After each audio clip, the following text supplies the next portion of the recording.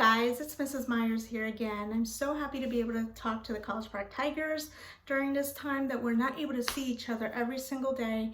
And today I thought I'd bring another book to you. I love reading books to you guys, so I thought I would share one of my favorite authors. This is A House for Hermit Crab by Carle. And look at this very colorful picture we have in the front. I love the illustrations in this book. Okay, so let's go ahead and look inside to see what's in here.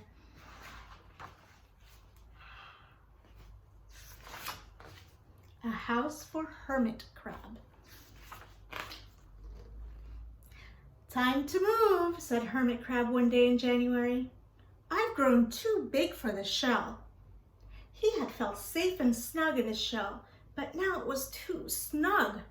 Hermit Crab stepped out of the shell and onto the floor of the ocean. Look at that.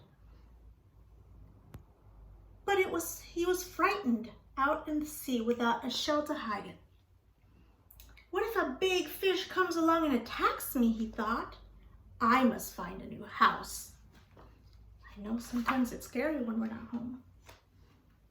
Early in February, Hermit Crab found just the house he was looking for. It was a big shell and strong. He moved right in, wiggling and waggling about inside to see how it felt. It felt just right. But it looked so plain, thought Hermit Crab. In March, Hermit Crab met some sea anemones. They swayed gently back and forth in the water. How beautiful you are, said Hermit Crab. Would one of you be willing to come and live on my house? It's so plain, it needs you. I'll come, whispered a small sea anemone. Gently, Hermit Crab picked it up with his claw and put it in the shell. Look at that. In April, Hermit Crab passed a flock of starfish moving slowly along the seafloor. How handsome you are, said Hermit Crab. Would one of you be willing to decorate my house? I would, signaled the little sea star. Carefully, Hermit Crab picked it up with his claw and put it on his house.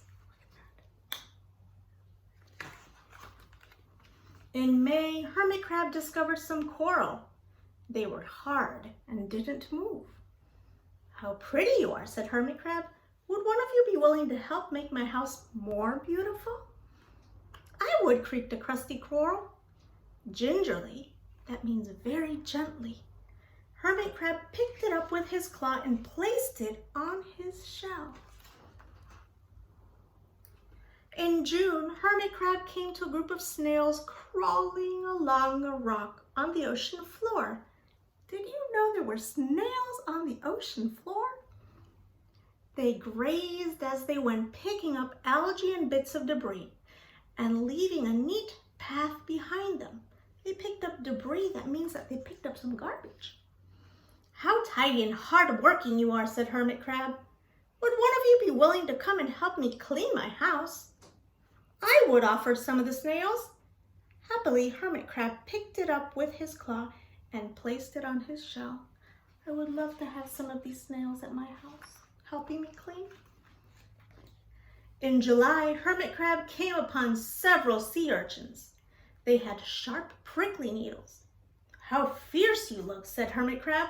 Would one of you be willing to protect my house? I would, answered a spiky sea urchin. Gratefully, Hermit Crab picked it up with his claw and placed it near his shell. Look at that. Look at all of the friends that now Hermit Crab has with him. In August, Hermit Crab and his friends wandered into a forest of seaweed. Ooh. It's so dark in here, thought Hermit Crab. How dim it is, murmured the sea anemone. How gloomy it is, whispered the starfish. How murky it is, complained the coral. I can't see, said the snail. It's like nighttime, cried the sea urchin. Oh my goodness, it almost looks like a forest above land. In September, Hermit Crab spotted a school of lanternfish. darting through the dark water. "How bright you are," said Hermit Crab. "Would one of you be willing to light up my house?" "I would," replied one lanternfish, and it swam over near the shell. Look at how beautiful those lanternfish are. In October, Hermit Crab approached a pile of smooth pebbles. "How sturdy you are," said Hermit Crab.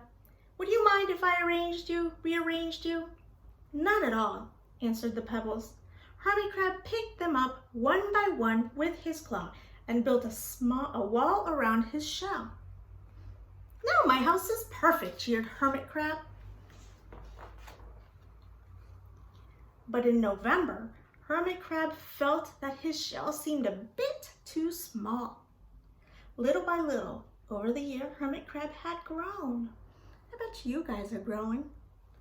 Soon he would have to find another bigger home. But he had come to love his friends, the sea anemone, the starfish, the coral, the sea urchin, the snail, the lanternfish, and even the smooth pebbles. "They have been so good to me," thought Hermit Crab. "They're like a family. How can I ever leave them?" In December, a smaller hermit crab passed by. "I have outgrown my shell," she said. "Would you know of a place for me?" "I have outgrown my house too," answered Hermit Crab. "I must move on. You're welcome to live here, but you must promise to be good to my friends." Look at that. Oh, I love how he's sharing. "I promise," said the little crab. The following January, Hermit Crab stepped out and his little crab moved in. "Couldn't stay in that little shell forever," said Hermit Crab as he waved goodbye. The ocean floor looked wider than he had remembered, but Hermit Crab wasn't afraid. Soon he spied the perfect house, a big empty shell. It looked, well, a little plain. "Sponges," he thought, "barnacles, clownfish, sand dollars, electric eels. Oh, there are so many possibilities. I can't wait to get started." I love it. I love how optimistic Hermit Crab was at the end. In the beginning, he was kind of scared because he had to move into a new place, but he learned to make it his own. He made it colorful. He had some new friends when he was at the end. And then he learned that he could go ahead and persevere past anything, even like moving in a time when you are kind of scared. So I hope you guys are having a wonderful, wonderful time. I really miss you guys. Look at what I've been doing. Been growing some plants. You know how much I love my garden. See you guys later.